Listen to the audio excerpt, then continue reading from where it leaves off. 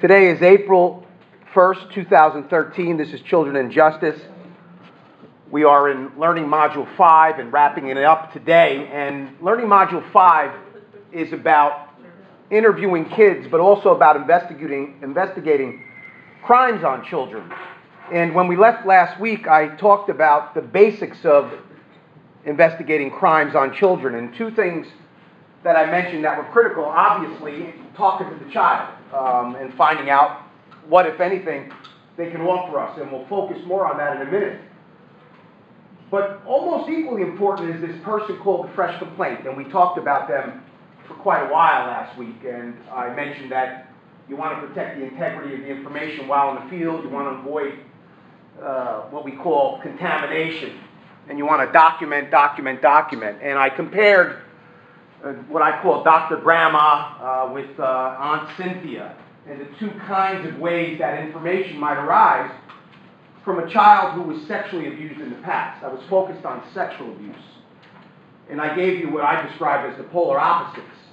On the one hand, you had an extremely biased grandmother who was making mistaken or erroneous conclusions based upon what the child said during bath time and her own analysis of the child's genitalia. Her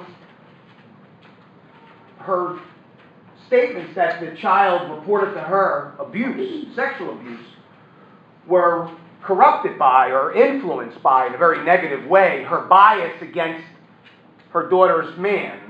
In the hypothetical I gave you, she heard that he got in trouble in North Carolina.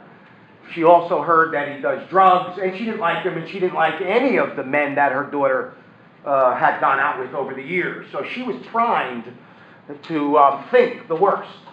And when people are primed, when people prejudge things, they are often likely to make mistaken conclusions. And there were a number of factors, and if you look at your notes from last week, that I described about the grandma situation that led her to conclude that the child was digitally penetrated, that the guy had a prior record for molesting kids, and that he was a drug addict.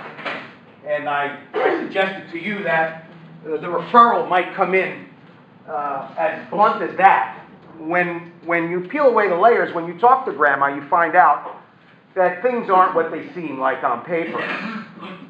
In our office, if any child reportedly was sexually molested and they're under 5, if they're under 5, we don't interview them immediately. We interview the fresh complaint, because I am suspect or I'm concerned about kids who make detailed statements of abuse when they're under 5. I know that children are not competent to make detailed statements of abuse when they're under 5. They may have said something. What they may have said or expressed or their behavior might be an expression of being abused. But I want to find out how that information came out when they're real little. I want to find out what led the fresh complaint, what led the person who claims that the child said something to them or communicated something to them, what led them to believe that this child was trying to say that they were abused. And in the Dr. Grandma case, I gave you a number of examples about why grandma may have gotten this thing wrong. And you'd be surprised how often people get it wrong when they draw conclusions about preschoolers who are making statements of abuse. It's a little noisy, whatever that is, but I could play it back for you. I'm recording it. In any event, on the other side, you have Aunt Cynthia, who simply is watching a movie with the child, and the child spontaneously makes statements to her. Aunt Cynthia doesn't do most of the talking. The child does most of the talking. So we're less concerned about those kinds of cases. And I think I shared with you one of the issues that I had when I first joined this child maltreatment unit was, how do I know if I'm getting it right? People are going to go to prison for a real long time, and there's nothing worse than being accused of this kind of offense. And I learned rather quickly, look at the fresh complaint. Who's the person that brought it to the attention of the authorities, right? Do they have a motive? Do they have a horse in this race? Do they have a motive? Do they have an interest in the outcome? Or is the manner in which they talk to the child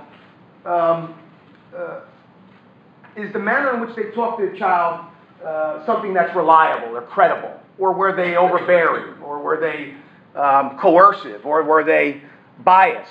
So the fresh complaint's real important, right? We want to see how that information came out. And then with kids under 5, we'll interview them. If the fresh complaint gives us a scenario where what the child says seems to be credible and what that person is reporting seems to be not coerced or arisen from suggestive questioning, then we'll interview the child.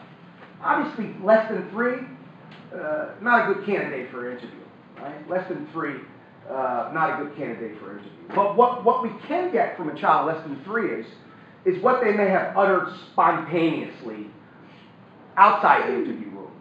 You know, I don't want to go there anymore. I don't want to go to Peapods anymore. No, no, no, the child cries.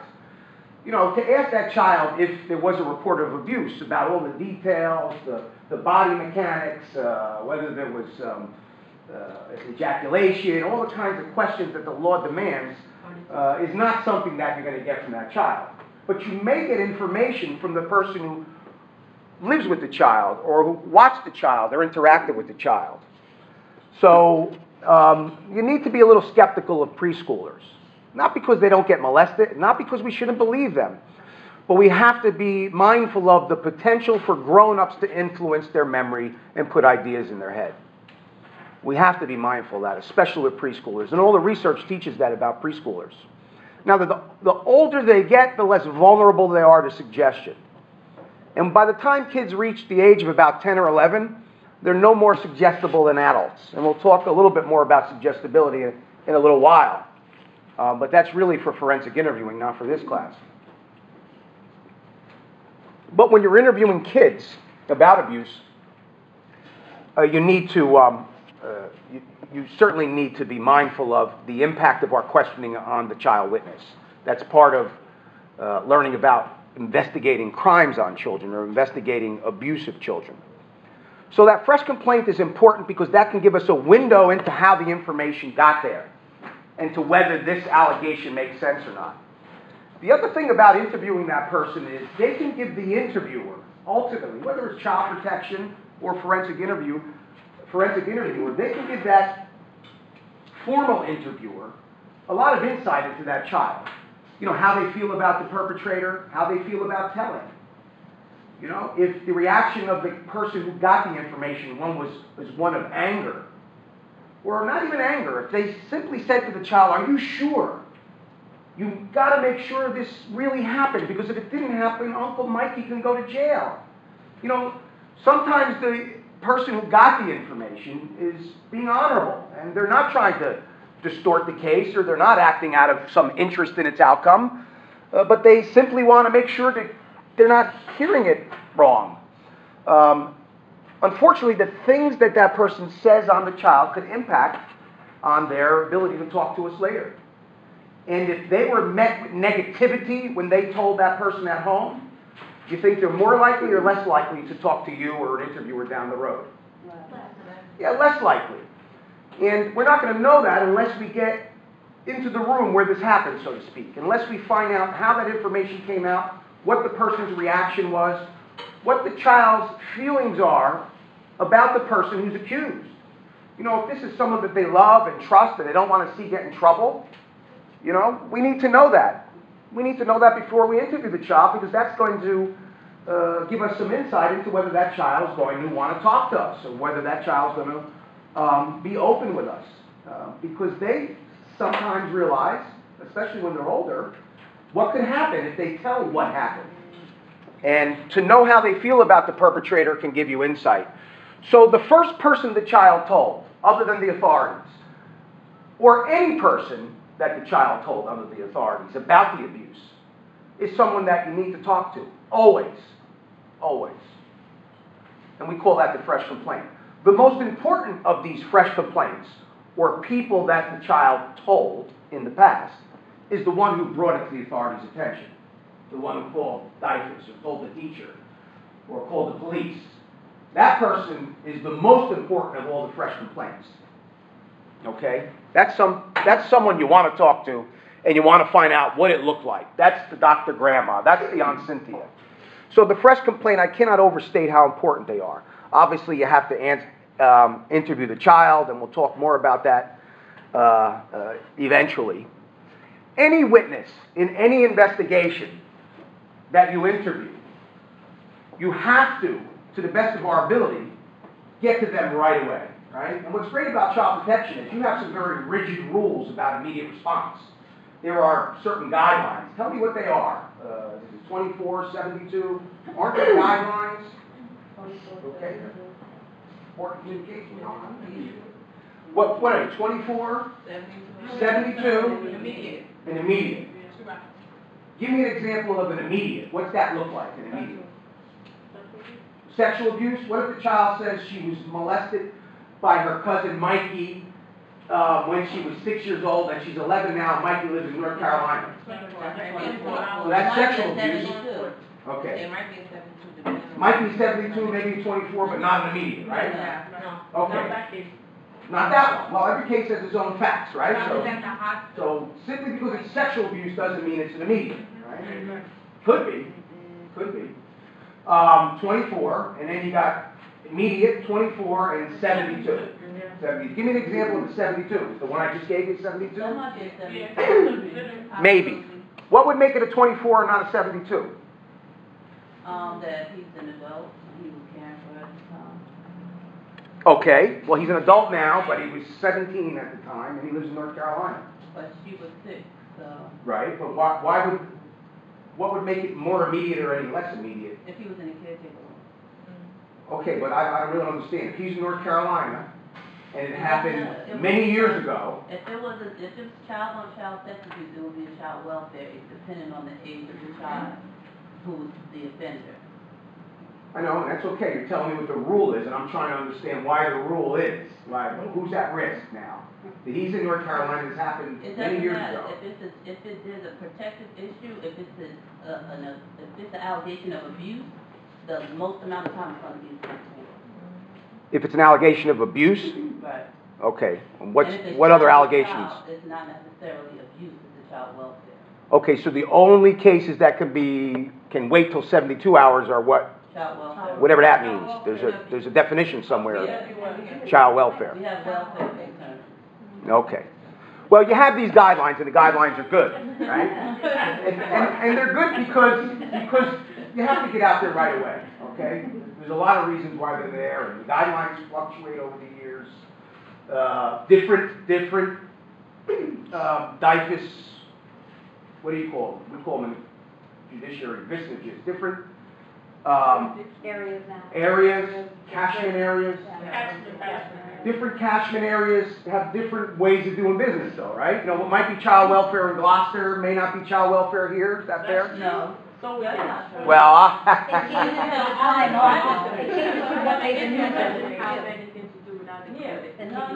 in any event, the rules are there. How they're applied, you would hope, is consistent across the state. Some people tell me that's not true. Maybe. I don't know. The point is that we're encouraged to react immediately. We're encouraged to react immediately because kids are at risk, right? And it matters what the facts are, and it matters what the level of risk is. One thing you can be sure of, whenever they made these immediate 24 and 72-hour rules, it's about risk. At the end of the day, it's about risk. What falls into these categories depends upon the facts. It depends upon where we are now as a child protection system in New Jersey. But obviously, a 72-hour visit has got to be less risky than an immediate visit, right? Those guidelines, they're not guidelines, those rules upon time and time of response are based upon what we expect the level of risk to be. And I assume that when it's a person in a caretaker position or a caregiver position, the assumption is that that's a more risky proposition. Now, my answer to my response about the guy in North Carolina was he could be caring for kids in North Carolina, right? Mm-hmm. So that may be why it's immediate or at least a 24-hour, even though almost a decade has passed and even though he was a juvenile and he's an adult now as well. And that's great news because you do better. The outcome is almost always better when you respond immediately, okay? And the division has these guidelines. Law enforcement doesn't always have these guidelines. Excuse me 1 second. Yeah, we're talking about shaken baby, and the hallmark is, number one, you don't see an external injury. Because often, as Dr. Cronin says, they're shake and toss. And they're more likely toss. But sometimes people shake the child. But more likely is it's just the furious throw that creates what we call G-forces. Like the body's moving fast, and then it stops abruptly. And the brain can bounce around in the skull, and it can cause subdural, below the dermis, below the brain, and hematomas, which are just broken blood vessels. The brain gets little cuts in there, and it begins to bleed. And when the brain bleeds, what happens? The blood, where does the blood go? In the skull cavity. And the little skull cavity, there's nowhere for the blood to go, right? And two things happen. It bleeds, so you have blood. And there's all manner of bleeding. It bleeds a little bit, it can bleed more than a little bit, it can bleed a lot. But even if it bleeds a little bit, or more than a little bit, or a lot, it begins to, what happens? I play basketball a lot. I turn my ankle every now and then. What happens to your ankle when you start to play basketball 20 minutes? Look at your ankle. It's big, man. Exactly. So the brain begins to swell too. And the brain swells and it's got nowhere to go because it's constricted in that little skull, and it causes asphyxiation and death because it suffocates. Because the brain needs the brain to work. The oxygen goes through your blood and the brain gets fed the oxygen from the blood, and that all stops if there's so much swelling that it bumps up against the walls of the skull. And what else happens that's peculiar only to shaken infant impact, which this case looks like one, is you get retinal damage. You get broken blood vessels in the back of the eye. Not so much like you need Visine for. No Visine will help this because the vessels are broken, behind the eyeball. And they can see it with high-powered microscopes and when they bring them into the hospital. So you get, typically in shaken infant impact syndrome, 3 injuries. They call it a constellation of injuries, or a group of injuries. Subdural hematoma, which is the bleeding on the brain, and cerebral edema, which is swelling. Edema means swelling. So bleeding and swelling in the brain, 1. 2, retinal hemorrhaging, broken blood vessels in the eyes, 2. And 3, you don't always have number 3, fractured ribs. And tell me why you get fractured ribs. Well, they're holding the baby and they have to push it. You got it. They're holding the baby, most often by the torso. And then, when you're angry, your hands are, squeezing the ribs. And even the pushing of the forces. Even the tossing may cause the fractured ribs. Sometimes you get dislocated shoulders if they're thrown by the shoulder, but more often than not, if you're going to have any fractures at all, it's going to be to the ribs. Okay, now let's go back to the case I was describing earlier, this Karen Stewart case. When I heard that history, and I'm watching the video, I go, first of all, the theory behind Shaken Baby is that it's a caregiver who blows up in an explosion of rage and fury because of the crying baby. Now, none of these, I haven't seen one yet where they're like, I'm going to go in the room and kill the baby and get the life insurance by shaking the baby to death. No, that's not the way it goes down. These things are almost always manslaughter or aggravated manslaughter under our law. And they happen because people are just flipping out. It's unbridled rage. It's not pre-planned. It's unbridled rage. And the classic scenario is the crying baby. And you have that here. In fact, she tells us the baby was crying, and he cried more, and I just wanted 4 hours.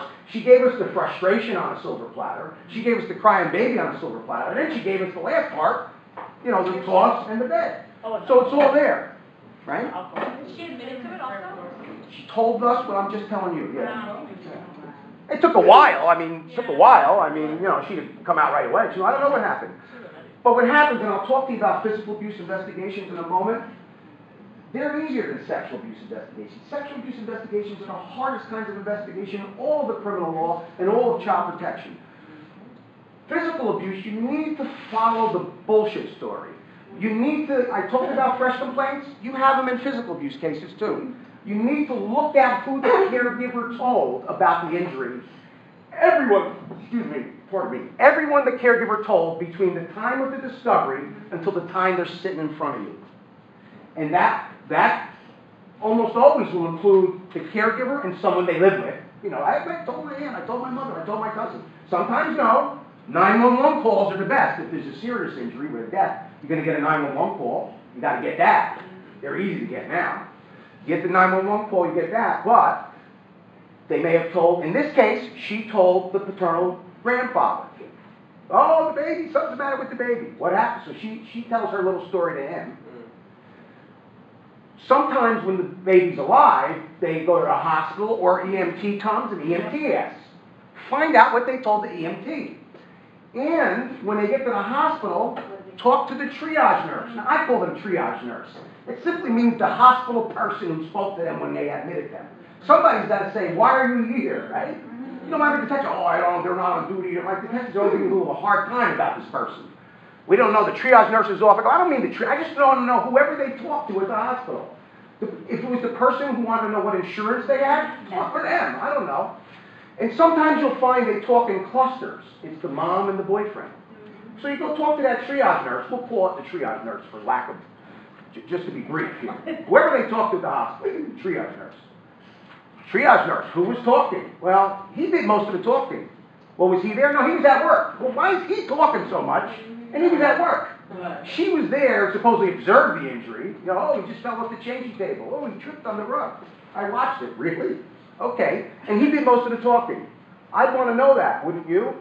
Because if he did most of the talking, and he's at work when the injury happened, I'm thinking maybe he's the injury causer. You know, maybe he did it. Doesn't mean he did it, but you know, we're investigators here. We're intake workers. We don't accept everything people tell us, do we? We never get anything done. So we have to be skeptical all day, unfortunately, every day when it comes to child maltreatment. So you follow the BS story, right? So you may have 1, 2, sometimes 3 or 4 versions. And then the doctor tells you the only way this could happen. And if it could have happened as the caregiver explains, then you don't have a case. Now you may have a neglect case. Child protection may have a couple of doorways to go into.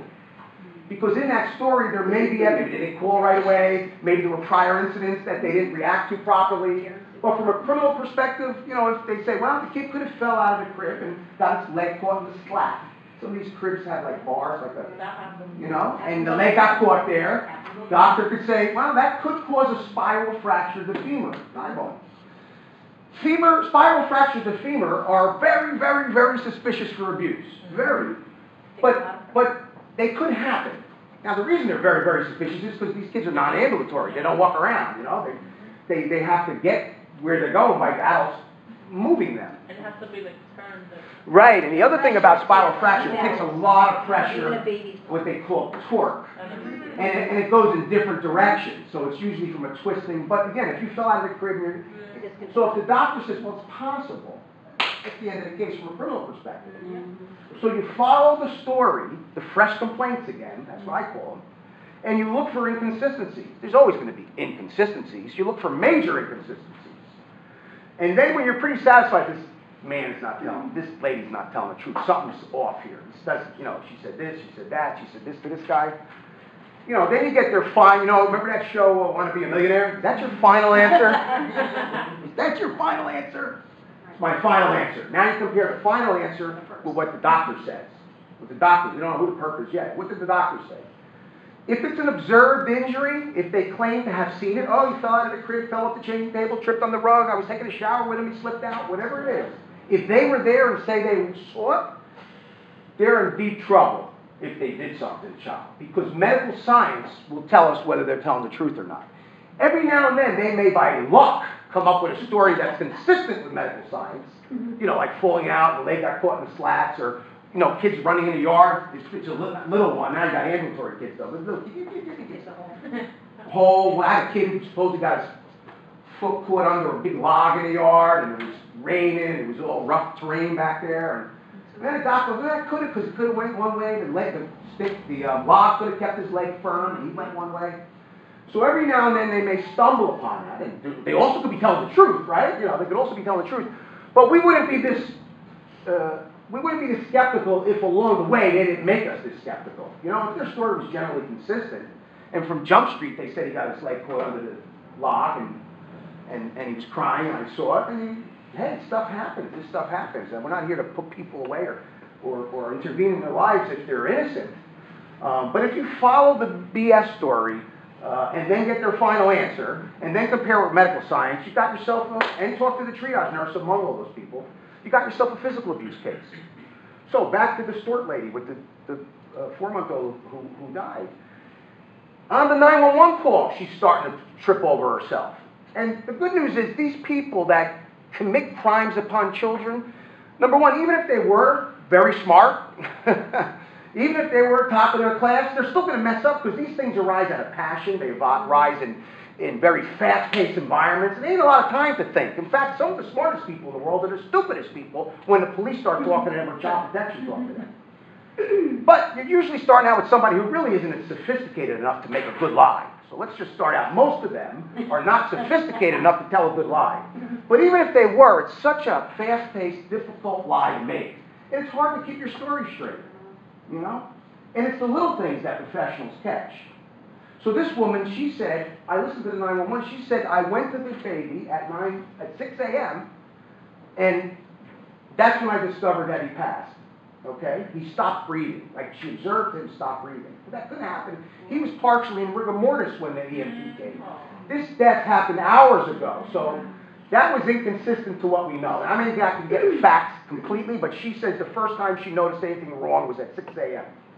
She later tells Child Protection or EMS or some other professional, 3 a.m. something happened. So her times start getting inconsistent. When she saw stuff and when it happened, just like I'm telling you. So by the time our detectives began talking to her, we were skeptical because things didn't add up. And she was very firm on, no, the baby was giggling or whatever. I gave his bottle, he drank his bottle at 3. The medical examiner goes, no way, man, that baby could not be in this level of rigor and be alive at 3. There's a problem here. That's not the truth. So we came in to talk to her with one great lie that we knew she told. And that's what the lie we were. We say, look, we want to believe you, we'll talk more about interviews in a moment. And eventually she says, she starts to cry, no one helps me with the baby, and she gives us a little bit. First she says, I had the baby and he slipped out of my arm. So now we went from nothing happened to he slipped out of my arm. And then the detective came, I'm fine. Well, you know what, she didn't say hit. She used a word that kind of, I tapped him. And then he finally, the detective, look, you didn't tap him. Come on, tap him. Why are we talking about you taps? Because I hit him, my hand open, I hit him in the face. But then she didn't give us the throw, then she gives us the throw, and then she gives us the second throw. So now, you got that, right? One throw on the bed, one throw on the floor. No external injury. What's happening here? I went to bed that night going, I know what that brain's going to look like. I've been doing this a long time. I'm telling the detective, listen to me, man, that guy's going to find brain injury. Case closed. No brain injury. What's up? The baby died. We know that. Baby, this is not SIDS. This is a traumatic death, okay? So anyway, now, the ME says, listen, we're going to take a super microscope or whatever they use, super technology. We're going to look for, micro injury on the brain. But there were no injuries that we could see on the brain yet. Fractured ribs. So the working theories are maybe the ribs did something to the lungs, little baby, and it was a preemie. It's a 4-month-old that's smaller. There's apparently a couple of vertebrae in the back. I guess that's where all vertebrae are. A couple of vertebrae. That if they break or something happens to them, instant death. C6, 5. I don't know what they are, and we don't know that that's the case. But we're trying to figure out. See, we know she did it, but we're trying to figure out what's the scientific mechanism of death here. What happened here? How did the baby die? Yeah. And I thought, I'm not a baby died. She threw the baby, the brain hit the skull, bled, and suffocated. That's rather obvious if you do this stuff for a living.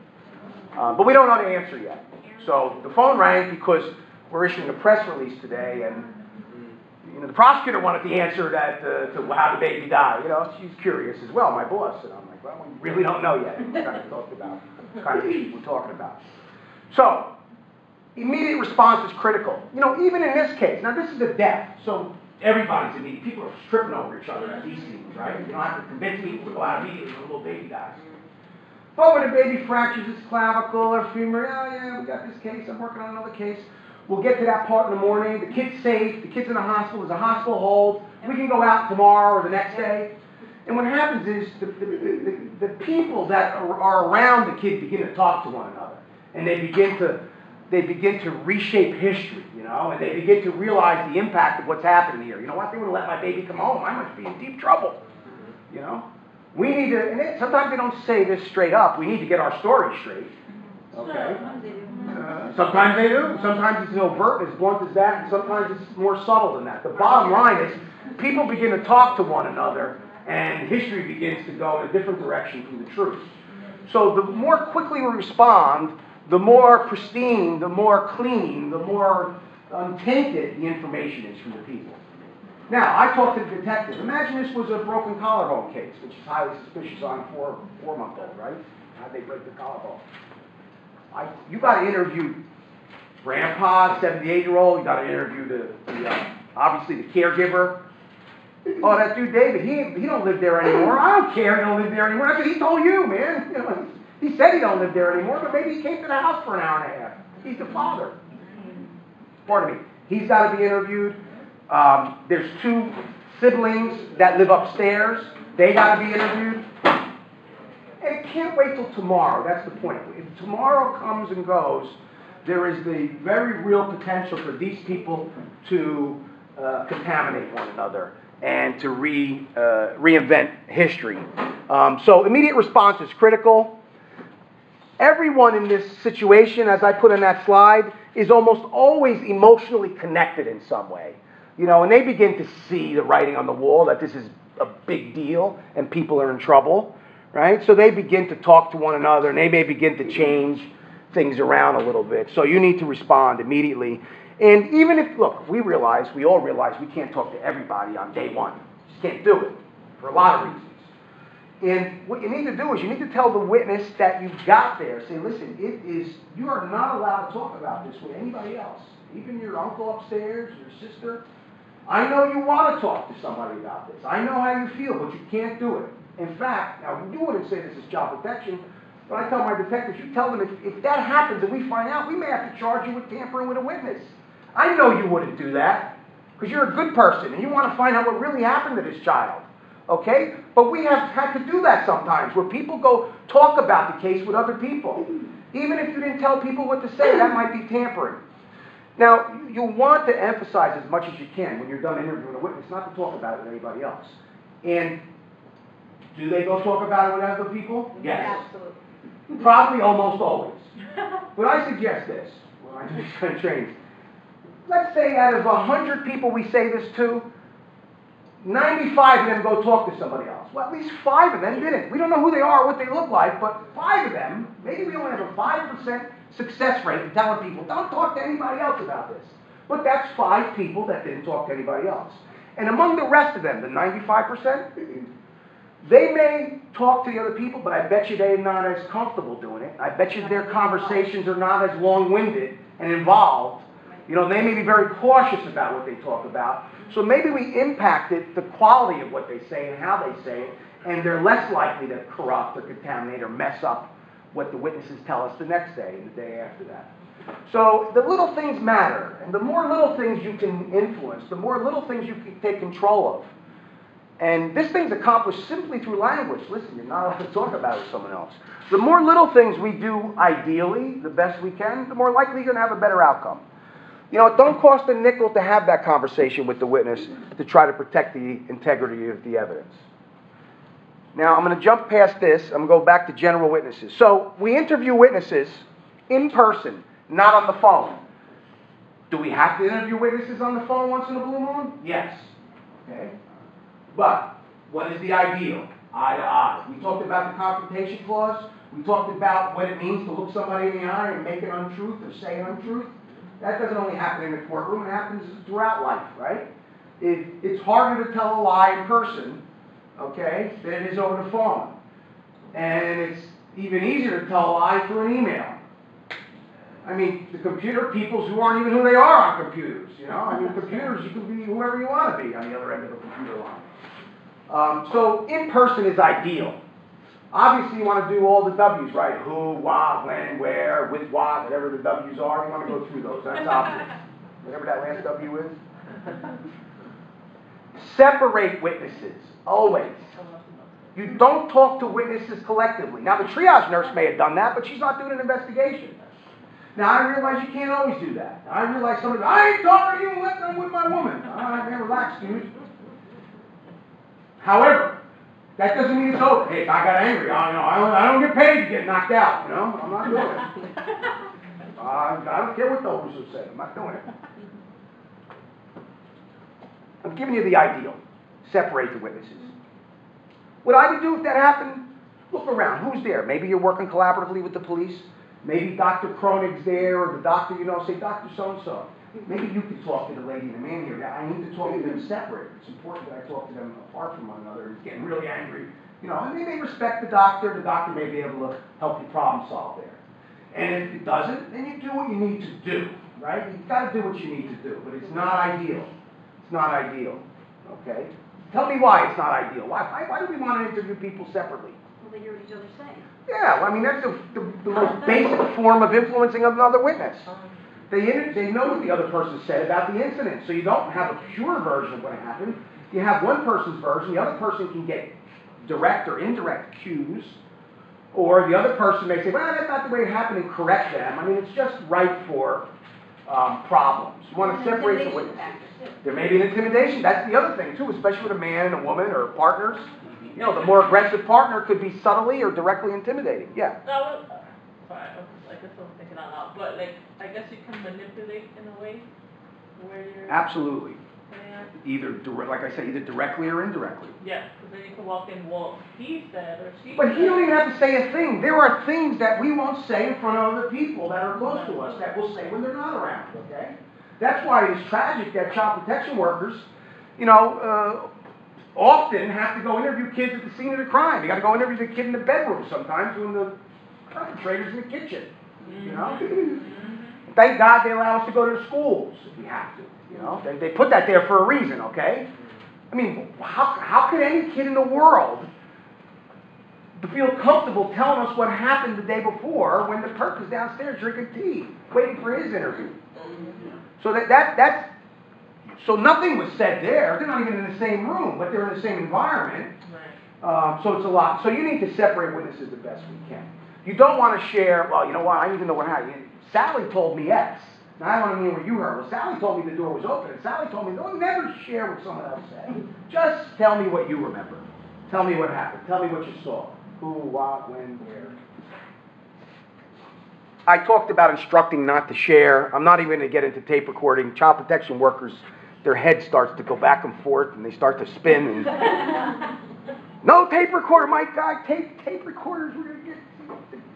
Can't do it. Can't do it. And that's okay. I understand a little bit more why. I don't agree with it, but it's okay. It's a different game when you're acting in child protection. It's not the ideal, but it's a different game. And it's not a game. It's important work. So you want to interview persons with knowledge, obviously, as soon as possible. Their memory's fresh. You want to get to them before bias or outside influence sets in, right?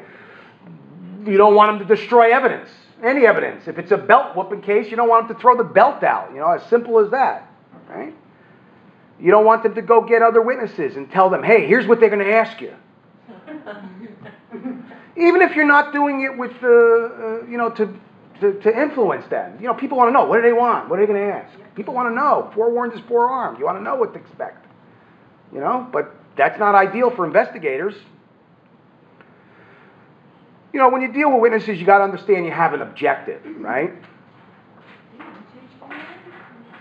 You want to see that slide again? Yeah. Okay.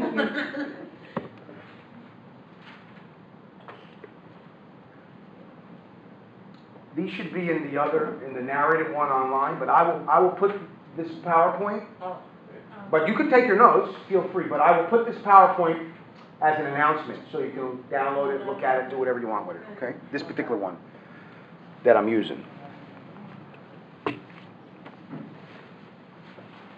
So, now if you want to do the best job you can, when you go visit a witness, and you're an intake worker, you're investigating, you're a detective, whoever you are, if your job is to gather information about the abuse or neglect, when you identify who you want to talk to, you have to have an objective going in there. It's not just to have some free-form dialogue. You want to know certain things, okay? And that doesn't mean when you're talking to them, something won't pop up that you didn't think about or that you could have thought about because you didn't know it until they told you. But before you go in there, for example, we'll go back to Karen Stewart. Now, this lady lives with her paternal father-in-law, it's her father-in-law, His paternal grandfather, 78. 2 other foster kids, siblings of the biological father, live upstairs. One is supposedly cognitively impaired, beyond the ability to communicate. The other one went to the movies that night with her boyfriend, so she's competent. Now, we're gonna talk to her, right? I said we gotta talk to her.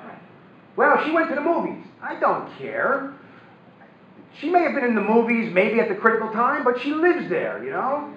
Number one. Number two, you need to, what would you want to get from her? She came home at 1 o'clock in the morning, okay? Baby, the 911 was called at 7 a.m. She was home before she went to the movies at 10 a.m., 10 p.m. So when you go talk to sister who lives upstairs who's competent, you've got to have this little strategy, a little set of objectives. Now, why did the woman throw the baby? Why did she throw the baby? Well, on the most basic of levels, why did she throw the baby? Frustration, that's her emotions, but what prompted her? Crying. And was he crying as if it were a lullaby? No. He was crying as babies do, incessantly, I assume. So much so that she had to pop him, hit him. And what happened after that? He cried. Cried even more loudly, right? And again, and again. So what is one thing you might want to ask the lady who lives upstairs? Did you hear something? Now, you also pointed out frustration, right? That's important. Good job. She probably wasn't quiet when she was yelling at the baby or Well, responding. yeah, what about her? What about the mom? What was her emotional state? Okay? What was her emotional state? What? Were you there? Well, that's our objective. Was she fired up? Right? That's one of the things. What was she? We're not going to say anything. Tell me about that. What was she like? How was she acting? Now, your theory is, if this happened, I should hear that she was fired up. You know, but you got to ask and let them do the talking. But yeah, that's what I would expect to hear. One of the objectives is to find out if she heard anything. Right? The other objective, the crying baby. These are the very basic ones. And for someone to explode like that, we know you got to be really frustrated. So what evidence of this woman's, fuse getting lower and lower and lower? What evidence is there of it? What did she see? Is there any evidence of her perhaps getting close to her boiling point? This is a person who lives in the same house on the second floor. Or did she hear it the first 2 nights? Or is it Yeah. Tell me more. Everybody in the house we need to know that about. Okay? Did she hear the baby cry at 3 o'clock? Everybody in the house. Well, does she suffer from explosive behavior with other people? Yeah, well, you certainly want to go into her past, and that's true, but I'm talking about this night and this day. We're looking at and that's true. This is something that of her boyfriend or whatever, it was a continued relationship, and that's what kind of triggered one of her things, so. 100%. And I'm not discouraging you. In fact, we have to do that, and that's an excellent and important point. But what I'm focusing on right now is who can corroborate the acute incident. What's happening that day? And we need to listen. You could be the softest personality in the room and blow up one day. It could happen, but we would expect a prior history of frustration, anger, right? Outrage. Did her boyfriend come and pick her up to go to the movies? We want to talk to. Was he at the house at all? Oh, that girl. Yes, we No, want. meaning the one that came to Yes, his sister. and we did. We talked to him I too. mean, that makes sense Because he was there that day, right? So him too. And the biological father you want to talk to as well. Now what I'm trying to do is I have the actual statements here.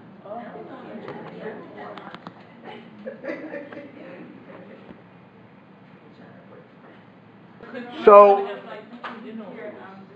we had a little break there. We're back, and we're talking about dealing with witnesses. And as I suggested earlier, whenever you're going to talk to a witness, we've been using the Stewart case as an example. We had a relative upstairs, a sister-in-law of the defendant upstairs who was cognitively impaired, and there was one who was competent, and she had gone to the movies, and she had gone to the movies with her boyfriend about 10 o'clock. She came back later in the day. These are people you want to talk to, but you also want to know what you expect to ask them, right? You have to have objectives. Could they hear the baby, right? Could they hear the baby crying? Especially since the crying was so intrusive that it caused this woman to act the way she acted. So you're looking for corroboration. Go ahead. No, did mom ask them to help her with the baby? Yeah, I mean, one of the issues is help with the baby, right? One of the issues is That she didn't, and she had all these people on. that she felt helpless and no one was there to help her. What about that? Do they know anything about that? Wait, Also, what, if any, level of frustration did she have? We talked about those things. So you want to know what kinds of questions and what you expect to get out of a witness. You have to have a clear stated set of objectives, if not written down in your notebook, certainly in your mind, right? And obviously you want to do it right away, and you want to do it with separate witnesses. You want to make sure, that this witness doesn't have any challenges. There might be some diversity considerations. There may be some cultural considerations. Who is the person you're talking to? What is their cultural background? Does that present any problems or maybe a different worldview or a different way of looking at things? I think I mentioned last week or the week before the woman who said, oh yeah, he sucked on his penis. That's something that we do in the Dominican Republic as a sign of affection. The Dominican staff that I work with were like, no. But is there something there? Is there something close to that? Is there something cultural that may help explain things? You always need to consider those things if they're in the case. Make them out of straw, but if they're in the case, you want to think about those things. Obviously, you want to know their knowledge of the event. And sometimes you can identify potential defense claims. Oh, there's something wrong with her. She's always been asking for help, and nobody gives her help. You want to listen to that. You may reject that. Go, oh, I know this case in the back of your head. No one ever asked for help. At the very least, it's nice to know what they're thinking and what potential defenses there may be. People can give you insight into all sides of the issue when you go talk to witnesses. Don't look for the witness to simply verify your theory of the case or what you think happened. And sometimes by listening to the other side, for example, when you interview sexual assault of a child, everybody's willing to dump on that child, right? Not always, but, oh, she's a liar, she shouldn't be believed, she's a runaway, she smokes cigarettes, she shouldn't be listened to, she's making up a lie, he's a great guy. Don't be dismissive of the witnesses who want to tell you he's a great guy. It doesn't mean it's true, and you can get some insight into what the other people are thinking in this case, What potential defenses there are, She's a liar. Well, what does she lie about? She's always lying. Well, tell me some of the lies. I need to know. We certainly want to make sure we get all the information here. Well, I caught her last week. She came home late, past curfew, and I heard from the people down the street she was hanging with a boy on a corner. Okay. That's not, you wouldn't say this to them, but okay, tell me some other lies. And she denies she smoked cigarettes, but I found cigarettes in her purse. Okay, what else? These are not the kinds of lies that are consistent with falsely accusing your father of having sexual intercourse with you, right? I would expect the quality of lies to be significant, right? To be really earth-shattering. This girl lies about Martians or that she knows the president or whatever. The lies ought to be grandiose. They ought not be the typical lies of adolescents. But what happens is, if we don't kind of pursue that now, one day if it winds up in family court or winds up in the criminal courts, and the lawyer's going to hold these witnesses, he'll say or she'll say, well, what kind of lies? Well, that's not going to cut it. She must lie about bigger things. Yeah, let me think about that. Eventually the lies will become grandiose because someone puts the ideas in the witness's head. Now's the time to lock them in. Do not rebuff the witness simply because they have something to say that you don't agree with or you think undermines the fact of the abuse. Okay, it doesn't mean it's going to win the day. They're going to say it anyway. By you ignoring it doesn't mean it's going to go away, and it can give us tremendous insight into what the future looks like. Now's the time to start chopping down those straw men. Now's the time to start knocking down those defenses. If they're going to offer them in our face, grandma comes in and calls her a liar, and she's always lying. Ask what the lies are. What kind of lies? I want to know what they are. Family problems, psychological issues. Maybe the kid does have psychological issues. The case we're talking about right away, we heard some psychological issues. I don't want to get into them now, but they offer some very significant mental health issues. Now, if you're a detective or a protection worker or even an aggressive prostitute, I don't want to hear that. No, you do want to hear that, man. It ain't going to go away. You want to know it now. And if you can put the lie to that, if you can begin developing evidence, right, that rebuts that mental health problem, now's the time to do it, not 2 years from now. 2 years from now, you walk into family court, or 90 days from now, you walk into family court and you go, oh, you know, she has this mental health issue, that mental health issue. Well, it'd be nice to know that at the time so you can kind of look at the facts, you know? I had a guy once I tried for murder, no, attempted murder. Shot his wife in the eye, point blank range. And People are angry. And when he was arrested off the Long Island Expressway. He had shot her in the eye and he said, "Evelyn, you're mine." And he ran from the scene. He stuck the gun in the back of his pants, and then he ran over by Passaic County Community College. And a guy named Nelson Vasquez, I remembered I tried this case in the 90s. Nelson Vasquez was going to get in his car, and here was Victor Otero. And he took the gun, he get in the car. Takes the car, and Nelson Vasquez is shaking in the car, and says, "Drive here, drive there." They get to the George Washington Bridge. He goes, "Do you have sunglasses?" And Nelson Vasquez is driving. He says, "They're in the glove box." Puts the sunglasses on. Goes through the toll. They go there. Somehow he abandons Nelson Vasquez in the middle of Times Square.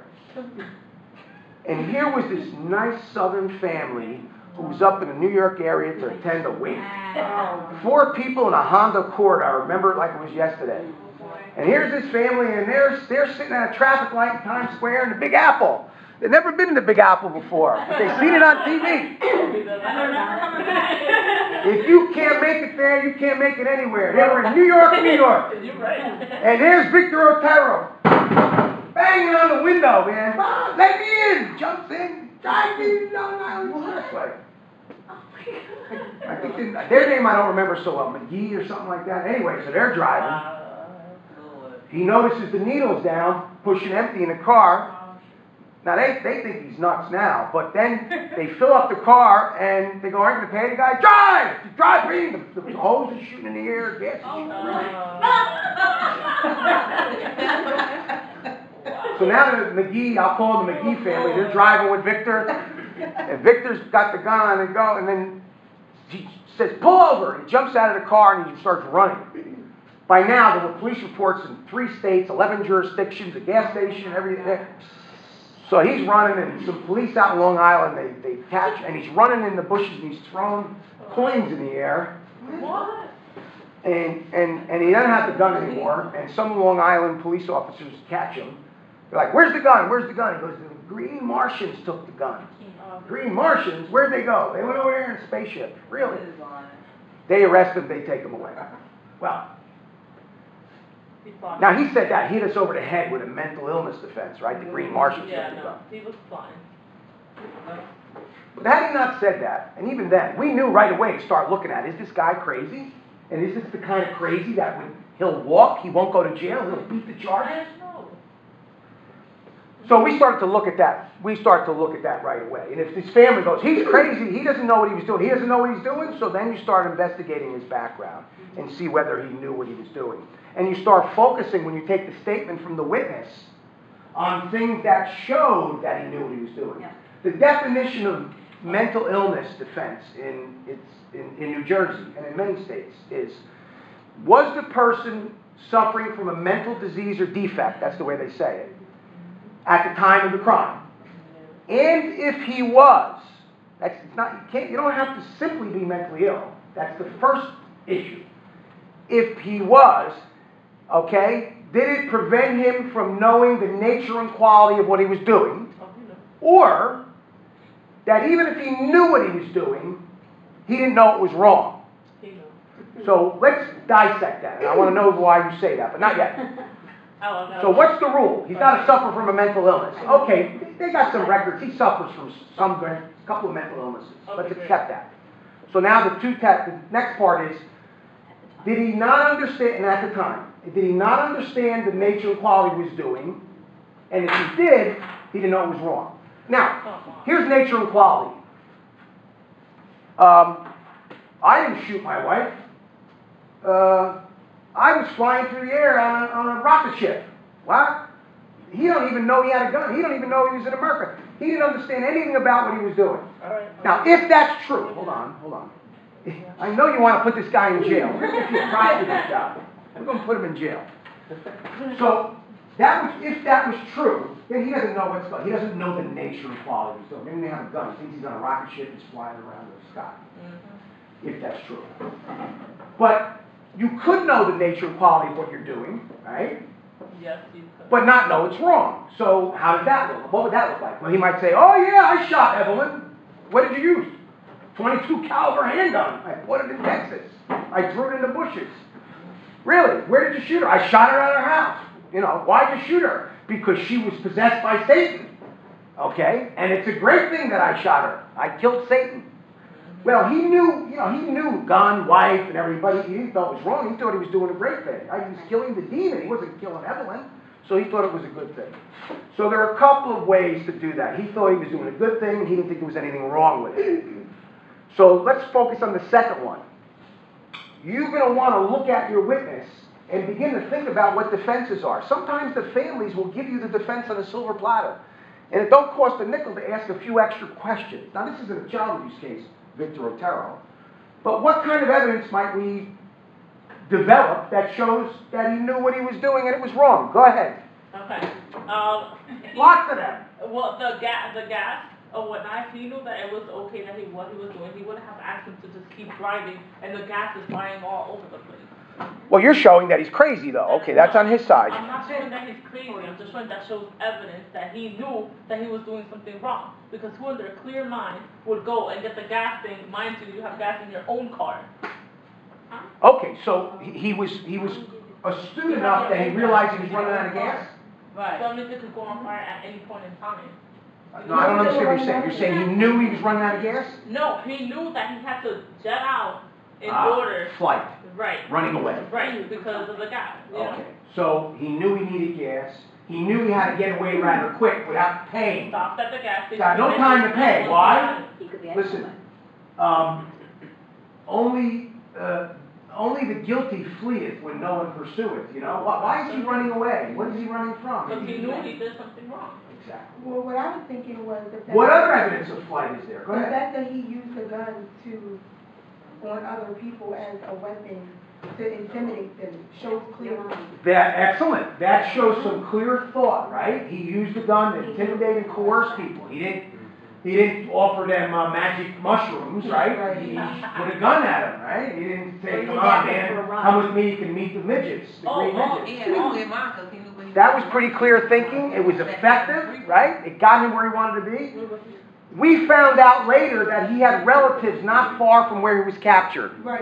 What does that tell us? He had it on his mind. He knew where he wanted to go. He had a clear mind, he had a plan, he had a destination. Let me tell you, you ever drive out on the island, man, especially at night, it's a hard thing. This way and BQE, that's a hard way. He knew exactly where he's going. He probably took the best route. This was before GPS. In fact, I'm pretty sure the guy wanted to take the Hollow Tunnel. No, take the Lincoln Tunnel. I'm pretty sure. I did not make take the Lincoln Tunnel. He didn't say it, but implicitly, Well, not only that, the traffic may be better, right? If these people were from out of town, they were visiting, how the hell would they know where to go unless somebody was able to give them directions? They're not just gonna randomly know to go through the Midtown. Right, but that, if There was he something done. was going somewhere, and we Right. know he was going Right. somewhere, so how would he know? They don't know nothing, so there's even more evidence He had a that he had to be the one calculated giving mind. directions. And he told the guy, the student, Nelson Vasquez, Exactly what to do. what to He do. chose the wrong family. He asked for something. What? He chose the wrong family. Yeah. Well, Yeah. I was gonna say, he said that he was chasing the Martians. Oh, what? No, he said the Martians took the weapon. Oh, the Martians took the weapon? Yeah. I was saying he could have used their little object to get. What else did he do? It should hit us over the head. What did he do? What did he do when he got to the Lincoln Tunnel? He paid. I mean, the George Washington Bridge. No, he put. Whatever bridge, whatever I said. When he went to the He put on crossroads. sunglasses because he knew there were monitoring He cameras put that they went through. Yeah, what did he ask for in the glove compartment? Sunglasses. Sunglasses, right? He's gonna go, who's in the booth when you drive through? People, right? He figures they're looking for me. He puts on dark Not only glasses. that, it's covered with police down. Even before 9/11, there's always been police Right. and transit cops on the bridge, and he knew. He knew. Even if there wasn't a bulletin to look for him, he knew that there's authorities there, right? So he puts dark glasses on, Right, and There's also and he cameras. goes through the tunnel. What did he say when he shot his wife in the eye? Your Never mind. mind. Evelyn, you're mine. Knew her He name. knew, he said her name. Something as simple as that. You're like, oh, what does that mean? Evelyn, this is all about, does he know what's going on? Right, he's oriented. And we looked into the few weeks before this happened. You see what, he was upset because Evelyn was talking to a man No, we at the don't. softball. Of course. And he also felt that Evelyn wasn't raising their oldest daughter right because she was going out with a guy who was a drug dealer. And she wasn't parenting, we'll call her Gabriella well. Gabriella was dating a drug dealer.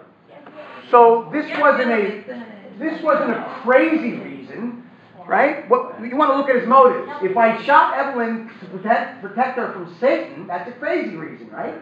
If I shot Evelyn because she's a cheater, well, that's one of the oldest motives for being angry in the world. Jealousy. It's one of the 7 deadly sins, right? Envy. That's not crazy. That's normal. It's not legitimate, but it's normal, right? Jealousy. I brought in the girl's boyfriend. Are you a drug dealer? I'm a drug dealer. It was fine. We didn't quite put it that way, but he had prior convictions for selling drugs. Are you an entrepreneur? He wasn't crazy. This was true. You know, he's getting a lot of things right. He's smarter than everybody in the room here. He was correct. His girlfriend is dating a drug dealer. One of the most notorious drug dealers on that block. Nice. So anyway, the point is you need to be thinking about the defenses right away, okay? Don't just ignore them because it doesn't fit in, right? Oh, you can't. She's crazy. She didn't know what she was doing. You know, I don't want to hear that. I want to hear more about what happened. No, tell me more about that. What makes you say that? What about her's crazy? Begin to get the full picture. You want the full picture, not only because it's right and because it's justice, but because it allows you to prepare a better case. And the sooner we can slay this phantom of insanity, or the child's a liar, or the child's promiscuous, or the child wants to be put in a foster home. You ever get those, right? You know, she just wants effect custody. Really? Is there custody? Did she know that custody was an issue? Is she part of the records? Now, sometimes all that's true. You gotta eat it. Maybe she did. Maybe she was influenced by a desire to get in a better situation, or to not be with this family, to go with that family, or whatever. But you won't know unless you ask. And if they start spouting that out, the witness right away, don't simply go, that's not relevant. I just want to know. This is about a man having sexual intercourse. Come on. You want to identify those potential defenses right away. Now, again, we're not going to investigate these things like we're trying to solve the disappearance of D.B. Cooper or some, but you just don't want to be dismissive of it. If there's something there, ask questions. Tell me more about that. So what does she want to do? She wants to move in with this family and not be with that family? You may go get the records, and the court may have offered her to go with the family that supposedly this lie was designed to result in a new placement. You may look at the record and say, that's not true at all. You know, you may be able to destroy it as soon as you get back to the office by looking at the records, or by calling the worker from that case, your colleague. Say, hey, they're starting to tell me all this stuff. She wants to move in with the other. No way, that's not the way it went down, the worker may tell you. So why was Victor throwing complaints? It's crazy. Smart enough to play crazy. Only crazy people throw money away. He was smart enough to play crazy. The aliens wouldn't get it. Just a little. He was convicted rather quickly. It was an interesting case. It was my first big case ever. I was a junior partner, and I remember, and the case was reported in the New York Times. I found that interesting that it got that kind of notoriety, primarily because the stuff that happened in Manhattan and Times Square to the tourists, that was kind of a newsworthy story. But my office was looking at it, at least the senior partner I was working with, at least on the surface, that guy's a nut, we're going to plead it out to something. He's totally nuts, the Green Martians took. And I said, so I'm interested, maybe he was, so I wanted to read the file. The more I read it, I was like you, I was like Terry Lee, I was like, what? This guy knew what he was doing, give me a break here. The more I read the file, the more I said, Jack, I want to try this case with my senior partner, God rest his soul, I love the man, he's a great guy. But Jack, yeah, you want to try it? Guy's a nut job. Why don't we just come? No, I want to try it. I want to try this case. I found 6 things. I made a list, Jack. I made 6, put the glasses on, called everyone, I had my little list. So he went to trial. He went to trial and was convicted. And the insanity defense lost. And his diagnosis was something called intermittent explosive personality disorder. What a great disorder. Here's what this disorder means. It's once in a blue moon in your life, you get real pissed off and explode at people. And it's okay. It's okay because it's a mental illness. Because it's diagnosed. It's diagnosed. But what the hallmark of it is that the explosion is disproportionate to the anger. And they had a couple, when I read the doctor's report, apparently, and I don't like to laugh, but it's kind of funny, supposedly Victor was making hamburgers at a family barbecue, and one of the cousins or uncles or somebody came over, and he said, Uncle Victor, can I have another burger? And sure, Lindsay, no problem, you want another burger? And he says, make it a little more done, the last one was a little rare. What? Same thing! He began beating him with the spatula, blood, people tackle him. So that, that kind of sounded like intermittent personality. Well, you know what, the jurors' eyes glaze over when they hear that. I could care less if he has that. But you know what? I accepted that that's true. He may have even had that. He may have even exhibited evidence of that kind of mental illness. But that wasn't what happened that day. You see? I even used that again. I'm saying, ladies and gentlemen, that's a good example. There's nothing. It was crazy. It came out of left field. The level of anger was disproportionate to what the person was saying about the burger wasn't well enough. That's a good example of intermittent explosive personality. If it even happened, they say it happened. Who knows? But they say it happened. Let's accept it's true. That's not what happened here. This thing took an hour and a half to unfold. This wasn't anything like that. So yeah, that was his diagnosis: intermittent explosive personality disorder. Wow. And he got out of jail. He finally got out. He got 30-something years, but he got out early. I don't know if they notified me he got out. And Evelyn, I ran into Evelyn a few times in downtown Patterson in the years that followed. Here's you or I, we get shot in the pinky toe, man. We get poison, we get infection, and we die the next day. This lady's bang, bang, bang, bang. Bullets, fragments. She didn't even remove the bullet fragments from her brain. She says, I said to God will take care of it, and apparently he has. Because Evelyn's still around. I haven't seen her in a few years, but she was most recent. But life's funny, right? You get shot that many times at that close range, and she survives. And some people, she survived. I hope she's alive now, but it's nothing to do with the bullets. One of my friends got shot at close range too, and he went through the brain, and he was in the hospital for about, I don't know, like two weeks, coma state induced. When I first saw him, he was all swollen. He's like small, thing. And when I saw him, he was humongous. I'm like, wow, I'm here. So it's the whole swelling of the brain and all that stuff. He lost the mobility, his body, of course, but he was able to speak slowly. Memory wasn't as good either, but he survived. He survived, point blank range. Close range. I'll tell you another story like that, and we'll close it up. And I'm gonna have to do some of this next week because I got distracted. Jack Snowden was my partner, was another great trial lawyer, and I shared an office with him, older guy, he's since retired. He used to have an X-ray on the window. And I'll tell you what the X-ray was in a moment. Because it'll give it away. But it involved, he was a defense lawyer at the time. He defended a guy who shot another guy in front of a Chinese restaurant. Guy was walking down the street, felt pain. What the fuck? But he's going to get Chinese food. And when you got the Jones for Chinese food, when you want some Chinese food, you got to get your Chinese. So what the hell was that? Goes in, gets his, food guy can, gets some pork fried rice. I like the shrimp rolls and the shrimp toast. He gets his Chinese food, he walks about a block and a half, boom, he hits the pavement. They take him to the hospital. You know what the X-ray was? It was his penis.